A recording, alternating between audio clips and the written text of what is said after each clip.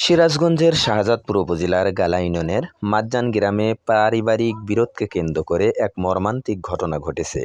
আজ সকালে ঘটে যাওয়া এ ঘটনায় চাচার আঘাতে ৫ বছর বয়সী এক শিশুর মৃত্যু হয়েছে বলে স্থানীয় সূত্রে জানা গেছে। স্থানীয়দের বরাতে জানা যায়, একই পরিবারের দুই ভাইয়ের মধ্যে কথা কাটাকাটি শুরু হয়। এক পর্যায়ে পরিস্থিতি উত্তপ্ত হয়ে উঠলে তাদের মধ্যে ধস্তাধস্তি হয়। এ সময় অভিযোগ রয়েছে, এক ভাই অপর ভাইকে লক্ষ্য করে আঘাত করলে সেটি পাশে থাকা ৫ বছর বয়সী ভাতিজার মাথায় লাগে। এতে শিশুটি গুরুতর আহত হয়। পরিবারের সদস্য ও স্থানীয়রা দ্রুত আহত শিশুটিকে উদ্ধার করে হাসপাতালে নেওয়ার উদ্যোগ নেন। তবে হাসপাতালে নেওয়ার পথে শিশুটি মারা যায় বলে জানা গেছে।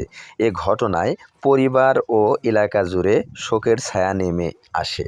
ঘটনার পর অভিযুক্ত চাচা ঘটনাস্থল থেকে পালিয়ে যায় বলে স্থানীয় সূত্রে জানা গেছে। খবর ছড়িয়ে পড়লে মাজ্জান গ্রামসহ আশপাশের বিভিন্ন গ্রাম থেকে শত শত মানুষ ঘটনাস্থলে ভিড় করেন। এতে এলাকায় চাঞ্চল্যের সৃষ্টি হয়। স্থানীয়রা জানান, নিহত শিশুর বয়স আনুমানিক ৫ বছরের কাছাকাছি।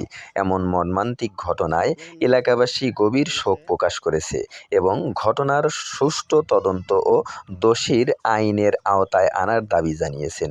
খবর পেয়ে আইনশৃঙ্খলা বাহিনী ঘটনাস্থলে উপস্থিত হয়েছে এবং ঘটনার বিষয় তদন্ত শুরু করেছে বলে জানা গেছে। তদন্ত শেষে বিস্তারিত তথ্য জানানো হবে বলে সংশ্লিষ্ট সূত্রে জানা গেছে। নাজমুল হাসান, বাংলা বার্তা টিভি, শাহজাদপুর, সিরাজগঞ্জ।